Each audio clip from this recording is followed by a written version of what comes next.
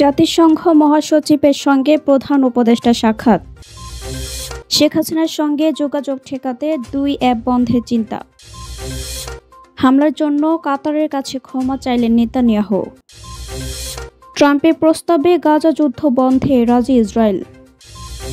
দলে জায়গা না পেয়ে আন্তর্জাতিক ক্রিকেট ছাড়লেন অক্স। 3 জনের মনোনয়ন বাতিল, বিনা প্রতিদ্বন্দ্বিতায় বিসিবি পরিচালক হচ্ছেন বুলবুল ফাহিম।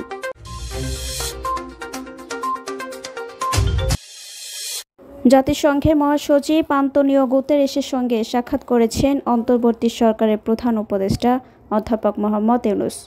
সোমবার যুক্তরাষ্ট্রের নিউ ইয়র্কে জাতিসংঘের সদর দপ্তরে দুজনের সাক্ষাৎ হয়।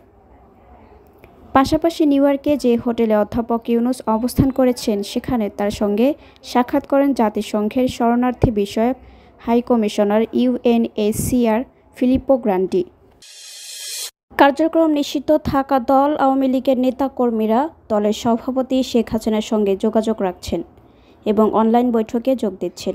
রাজধানীতে আওয়ামী লীগের ঝটিকা মিছিল থেকে গত বুধবার যে 244 জনকে গ্রেপ্তার করা হয় তাদের মধ্যে 1.5 শতাধিক ব্যক্তি 2টি অ্যাপ ব্যবহার করে যোগাযোগ রাখতেন। স্বরাষ্ট্র মন্ত্রণালয়ের সভাকক্ষে গতকাল রোববার অনুষ্ঠিত আইনশৃঙ্খলা সংক্রান্ত কোর কমিটির সভায় এ বিষয় তুলে ধরা হয়।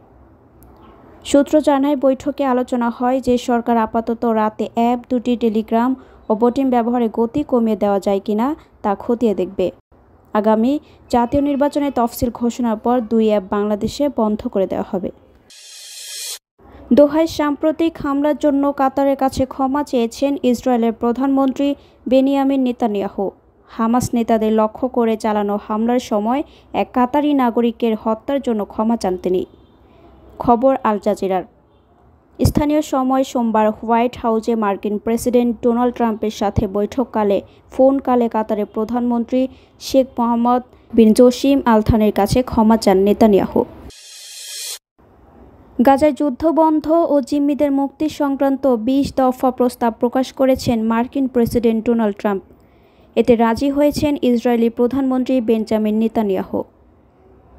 সোমবার হোয়াইট হাউসে দুজনের বৈঠকে এ সিদ্ধান্তের কথা জানান নেতানিয়াহু।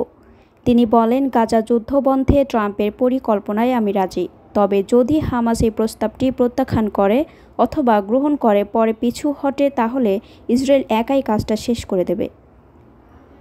এদিকে হামাসকে এই প্রস্তাবে রাজি করাতে আরব ও মুসলিম বিশ্বের নেতারা কাজ করবেন বলে আশা ব্যক্ত করেন ট্রাম্প। 15 বছরে বর্ণাঢ্য আন্তর্জাতিক ক্যারিয়ারের ইতি টানলেন ইংল্যান্ডের অভিজ্ঞ অলরাউন্ডার ক্রিস অক্স। সোমবার 29 সেপ্টেম্বর নিজের ইনস্টাগ্রাম অ্যাকাউন্টে দেওয়া এক আবেগঘন পোস্টে আন্তর্জাতিক ক্রিকেট থেকে অবসরের ঘোষণা দেন 36 বছর বয়সী এই তারকা cricketer.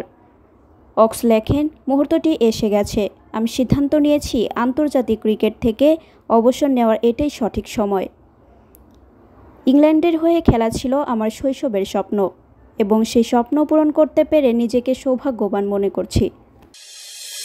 Bangladesh cricket board BCB নির্বাচনে পরিচালক পদের জন্য মনোনয়ন যাচাই বাছাই শেষে 3টি মনোনয়ন বাতিল ঘোষণা করেছে নির্বাচন কমিশন।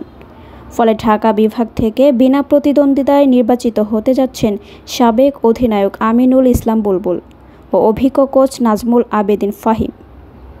রোববার 28 সেপ্টেম্বর ছিল মনোনয়নপত্র জমা দেওয়ার শেষ দিন। মোট 51টি মনোনয়নপত্র জমা পড়ে, যদিও সংগ্রহ করা হয়েছিল 60টি। নির্বাচন কমিশনের যাচাই বাছাই শেষে সোমবার 29 সেপ্টেম্বর 3টি মনোনয়ন অবৈধ বলে ঘোষণা করা হয়। ফলে বৈধ মনোনয়নের সংখ্যা দাঁড়িয়েছে 48টি।